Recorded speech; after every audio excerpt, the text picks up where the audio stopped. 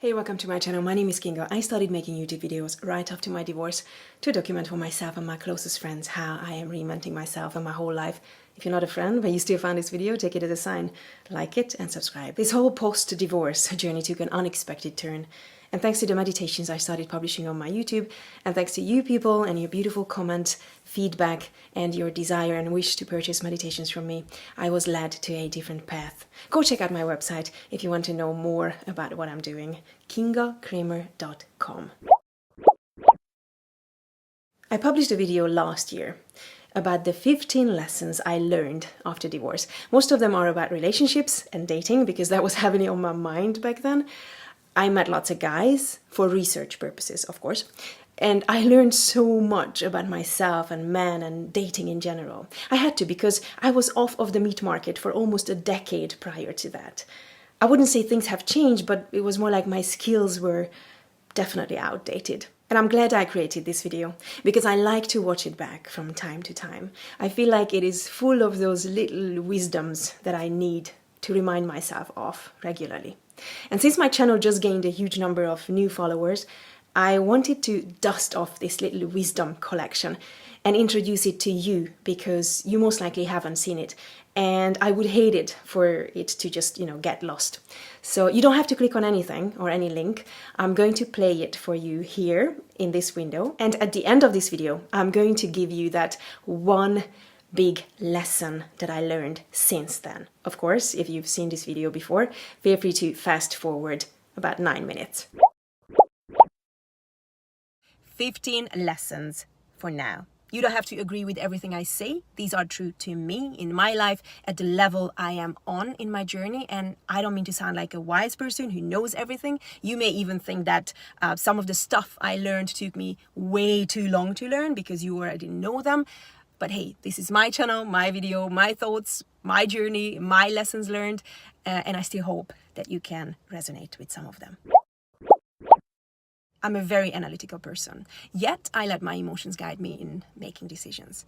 But I overanalyze everything and every situation and potential and people. And I've been writing sort of like a mental list about who I would and would not date. I listed all the characteristics, the traits in guys, even ethnicity, height, age, that I decided I would and would not be open to. And one of the biggest lessons I learned is what bullshit this list was. I've met people who were perfect examples of the guys I thought I would never ever date, yet my heart opened up so much to them.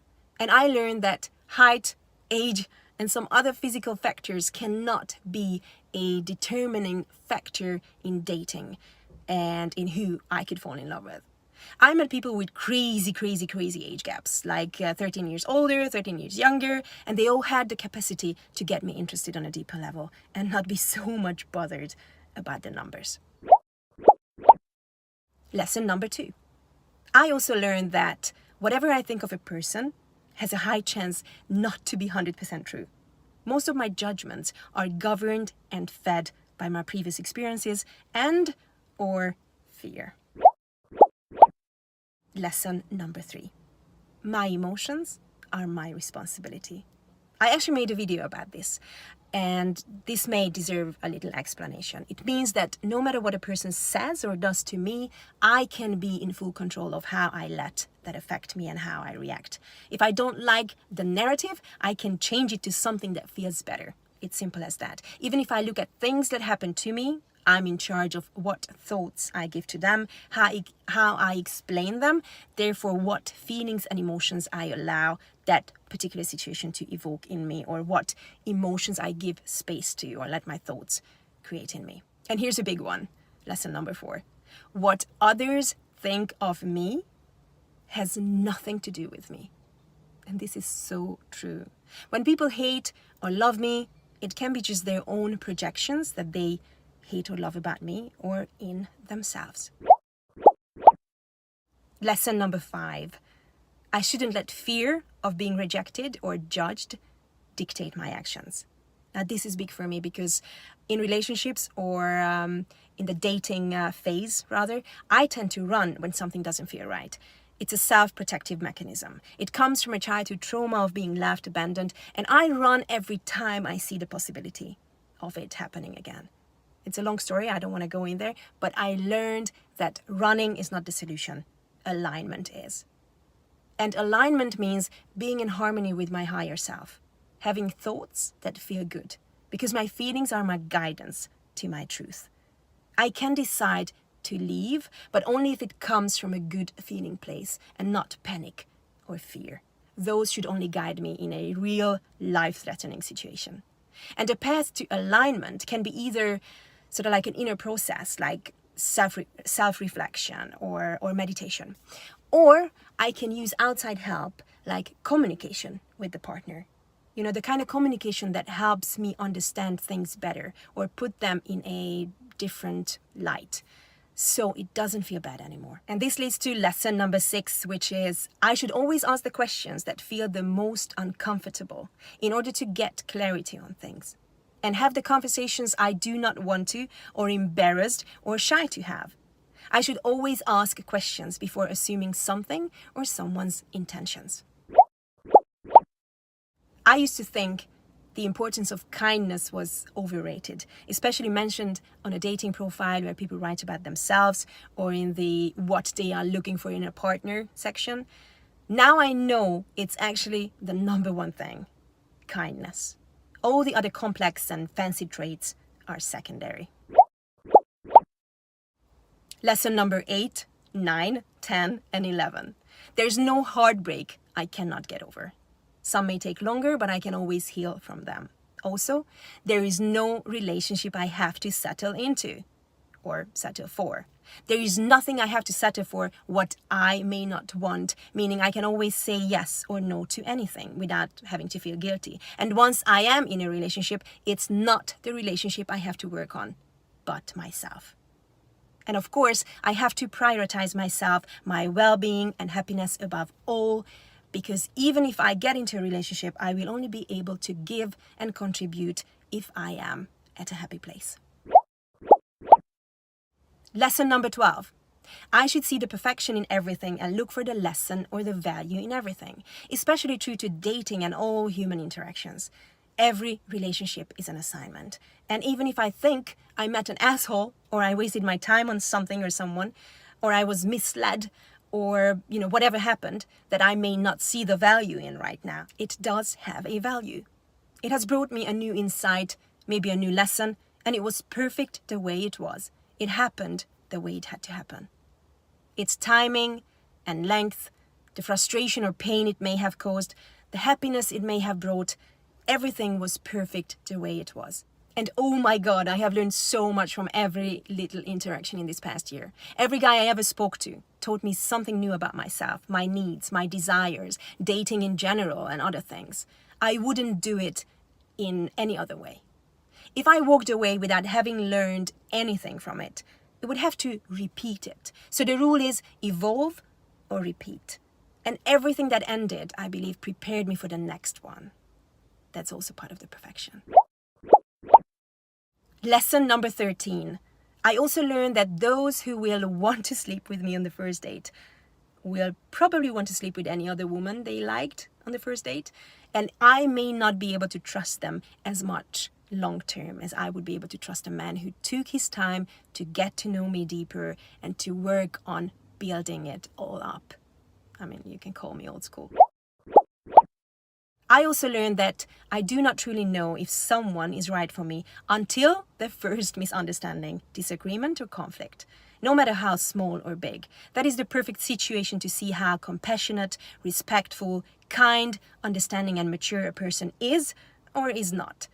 So now I kind of secretly hope for the first conflict to come as soon as possible, so I can see the real characteristics of them and how compatible we would be based on how we can solve conflicts. And finally, lesson number 15, there is no one ultimate truth.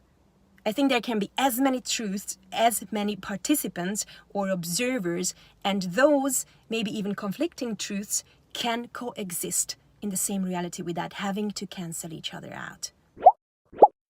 So that was a video I made a year ago, with shorter hair of course, of the 15 lessons I learned. And here is the one big lesson that I would add to it for myself, and hopefully it will resonate with you too. Contrast is essential. We all heard that everything has a reason, but finding a reason in suffering, heartbreak, or pain can be challenging. But when I read the following lines from Abraham Hicks, everything makes perfect sense. Here it comes.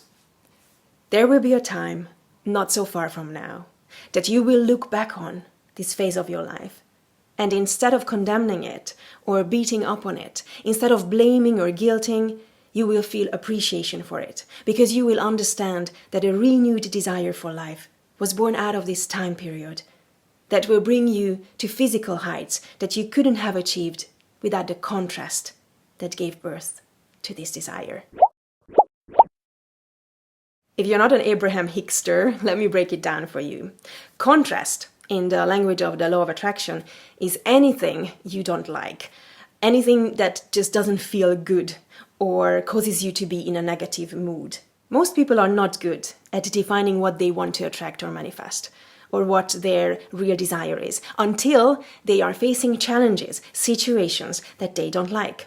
Once they know what they don't like, they can figure out easily what it is that they do like and want to manifest. Basically, contrast gives you more data and brings you clarity on what you need to feel better and what you should ask for.